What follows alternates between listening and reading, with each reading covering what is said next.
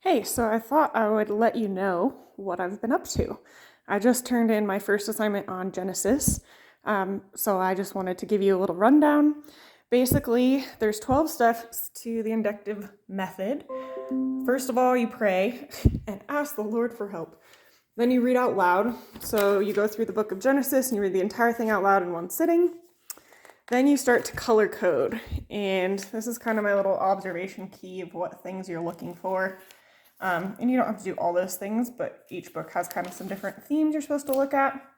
So I looked at like the Trinity, who, where, time, events, promises, and commandments, basically.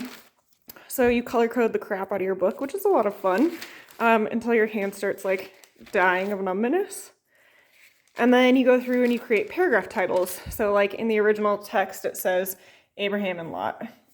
Separate, those weren't originally there. So you kind of come up with your new ones, not only chapters, but just paragraph titles, each little indent break that there is, which kind of helps you to build out the next piece, which is the horizontal chart. The horizontal chart is basically a breakdown of the book, if you can kind of see it, taking Genesis and saying like, what's actually going on here? You break it out into the main themes, so like creation and rebellion, and then it talks about the covenant with Israel, goes into the creation and fall, Abraham, Isaac, Jacob, and Joseph. And then you go into basic required information, which is like what the heck was going on in the time this book was being written. So who was the original reader and the original audience, like Israelites walking through the wilderness, and that it was being written by Moses in this time. Then you do this crazy chart thing. So you break out and make all sorts of observations.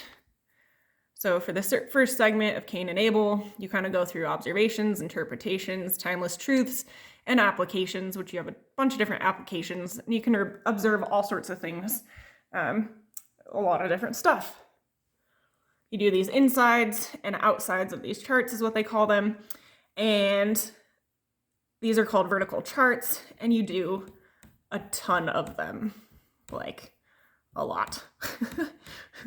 And then you do a final application of like, hey, what does this all mean? What's the main themes, timeless truths that are coming out of here, internal and external. And then you do like, what's the main idea? What was the reason that it was written? And what is the key verses that like came out of it? So yeah, it's been a lot. These are kind of my key verses and main ideas.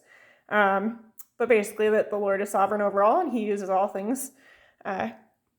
Everything that was you meant for evil against me, but God meant it for good to bring it about that many people should be kept alive as they are today. And then the last step is to celebrate. So I'm going to do that now that I'm all hyped up on coffee. And praise God for this other little Bible thing. It kind of helps me know what the heck I'm doing, and a little Bible dictionary to give me some better background information. So, hey, yeah, just in case you're wondering what I'm going to be doing for the next 9 months, 1 book down and 65 more to go. That was a lot. Thanks for sticking with me. Bye.